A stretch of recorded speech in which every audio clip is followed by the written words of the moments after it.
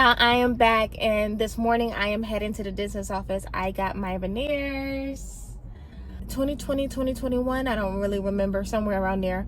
And my dentist says they look amazing, but my food are getting stuck behind them, and even with me water flossing and stuff.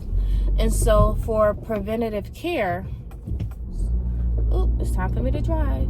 Alrighty. Preventative care, she wants to do a gingivitis cleaner, and I don't have gingivitis, but she wants to do it to make sure, she saw some, gum health stuff. She wants to be preventative there.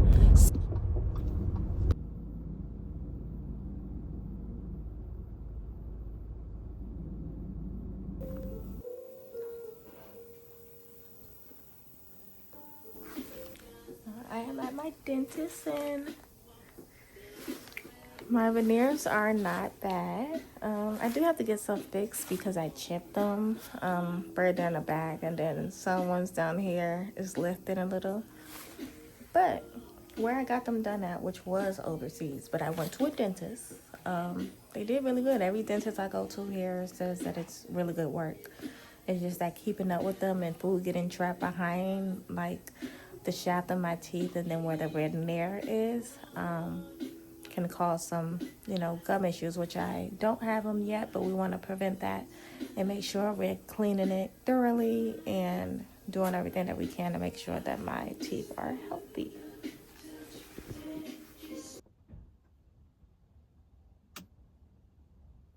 Yeah, I just got my teeth cleaned. My mouth is still numb. I feel so weird.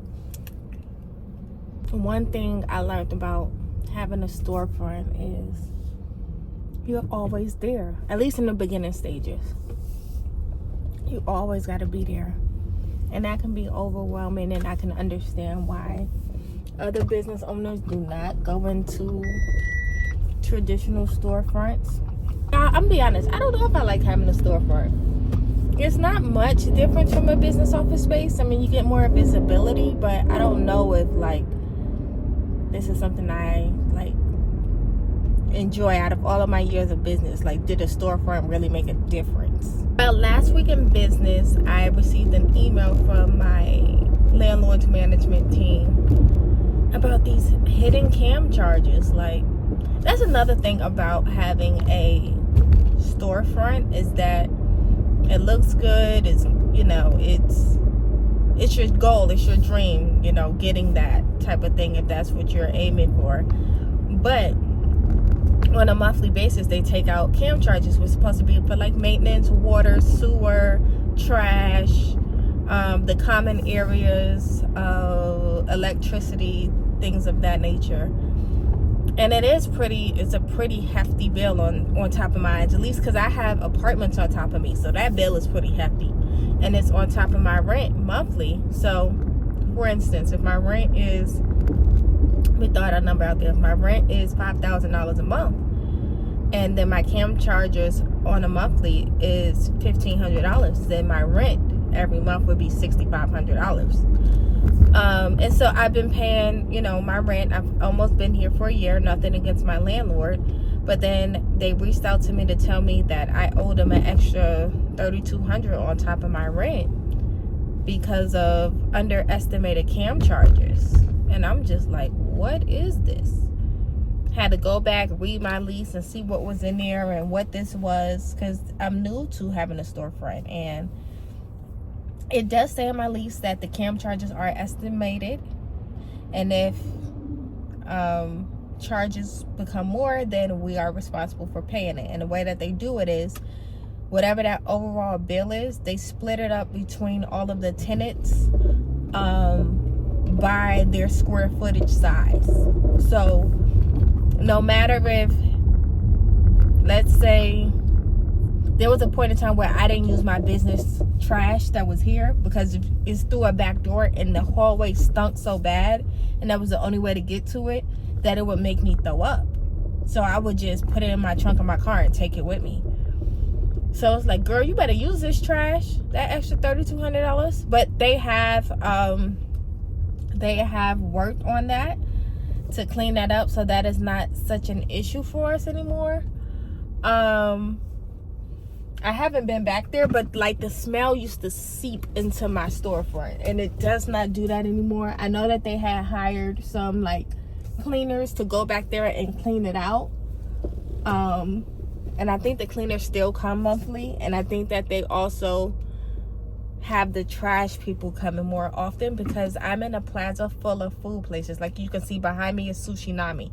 So there's nothing but food places, and so when they put their food trash back there, food is just spoiling and smelling like, it smells like a dead body. And so yeah, now I'm thinking like, girl, you gotta use that trash. You got an extra $3,200 bill on top of your rent this month just for the maintenance of this space. And so they don't talk about that when they talk about storefront. So if you are looking to go into a storefront space, just keep that in mind. Every storefront space, like cam expenses, may not be this high as I am. Again, I have apartments on top of me. I'm in nothing but food spaces. So I think the water that it takes to, you know, pay for all of those food spaces and how much trash has to be taken out as often, I think that plays a significant part in all of it. But yeah, that's something to consider. It's just, I had no idea. One of the worst things I could have done was have a storefront next door to the Vinci's, because I stayed in here getting donuts. So it's finally up. Today we have 2 lash sets, then a Brazilian wax, another lash set and a removal, another Brazilian wax, a small break, and then a lash fill. So pretty busy day. I'm gonna go get my room set up. We literally will open in 15 more minutes, so get this room together. Alexa, play music on Pandora everywhere.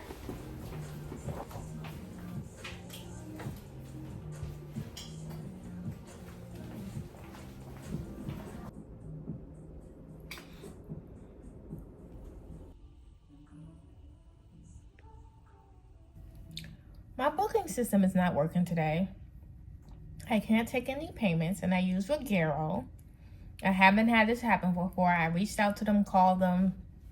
They are sending me the voicemail. And so my clients are having to either go get cash or have some type of other form of payment like Venmo or something, which I usually do not do. So today has been a weird one.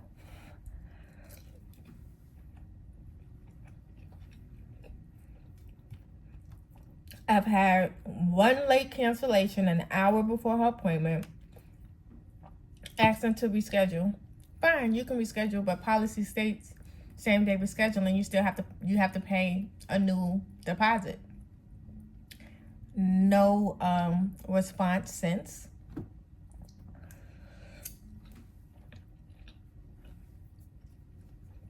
I'm gonna give her to the end of the day because I don't just like charging people. But if not, then you just get charged a cancellation fee, because there's a policy in place for a reason. And as I do take things into consideration, this is not the first rodeo. And you have to set boundaries with your clientele, because if not, they would try to do it every time. And it was like a full set of lashes. Like, you booked out some time in my booking for today to cancel an hour before. I could have took someone else. People have called this morning to get appointments, and I could not get them in. So that's one thing I don't like. Like, if you give me enough cancellation notice, when people call, I can get last minute people in.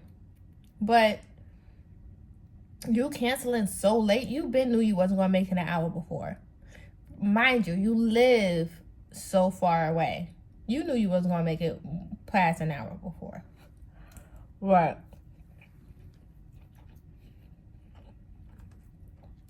That's the one part I don't like in business.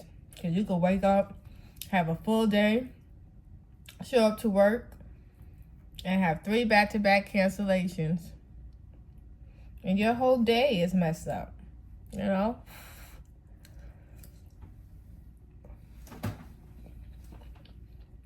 especially without the notice. Just cancel before. Just let me know before, and we good. But I do respect if you contact me and let me know what's going on versus you just not showing up. That's the ultimate disrespect. That's how you do that. You ain't coming back. I will block you out my system.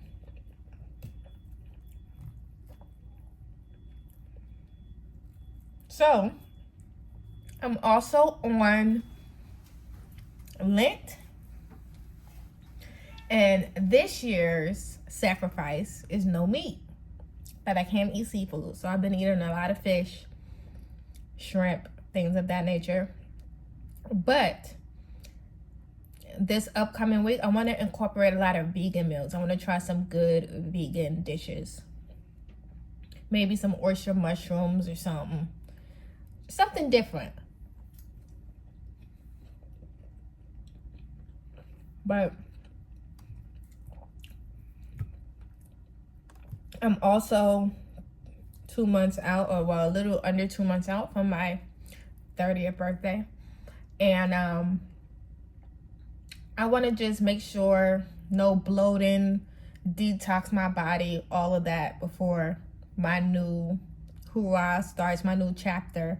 So I feel like 30 is just, I don't know what to expect for 30, but I feel like 30 is going to be so different. So much more confident, more boss moves, more living, traveling, relaxation, less worrying. 30 is just gonna be that. I'm trying to think. In my 20s, I knew I didn't want to have kids. Like, I have a goal for myself. But I'm trying to think, do I even want kids in my 30s? Like, I definitely don't want none right now, early 30s, but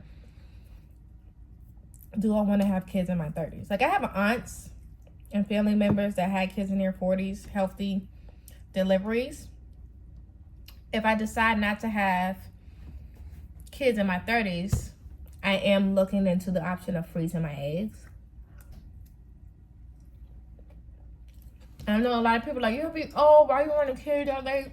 Look at Kenya Moore, looking fabulous with Brooke. What's her name? Is it Brooklyn or is it Bailey? Brooklyn Bailey? I don't know. But I'm not letting age stop me from doing anything I want to do. And I just don't want kids right now. But maybe that'll change, mid-30s or so.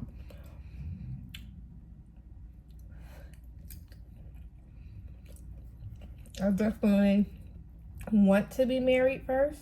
And not to say that marriage secures anything, but it just lets me know that I tried everything I could do to make sure I had a complete family in a household. Like, my parents, both very active parents in my life till this day, but I never really seen my parents together. I think they broke up when I was 3. I don't remember.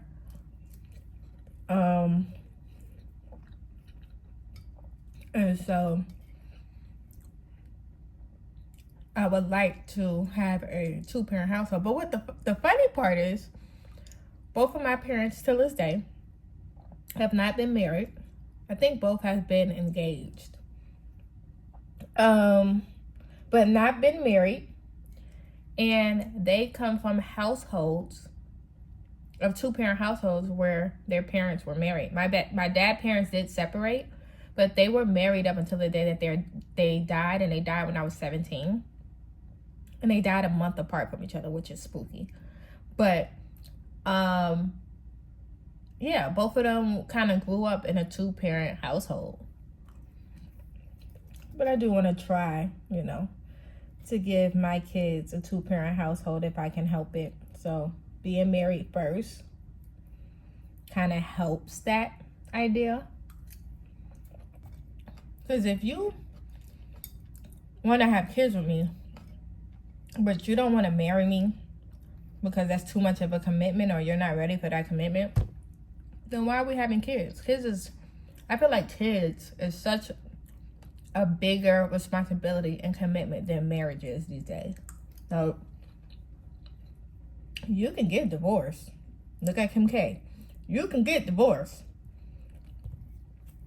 But once you have them kids, y'all in that for life. People say, oh, 18 years, my ass. My parents is both still in my life and still communicate when I'm grown. The thing I do in my shop is I book out a time slot for myself for lunch.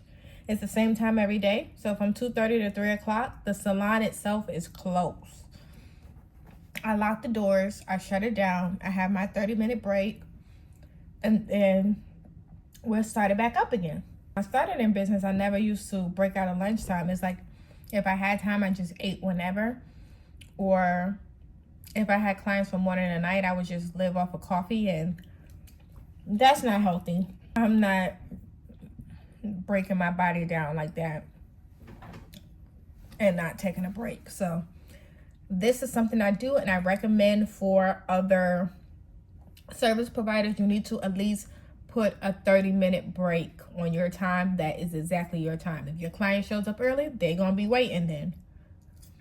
Either outside, if you got a reception area, they're just gonna be waiting until you're done. None of my other girls are here today. The other ladies that are here, they rent rooms from me.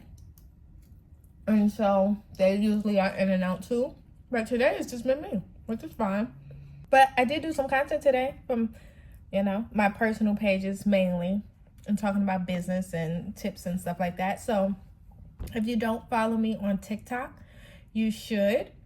It's at JBeauty. And over there, I give tips.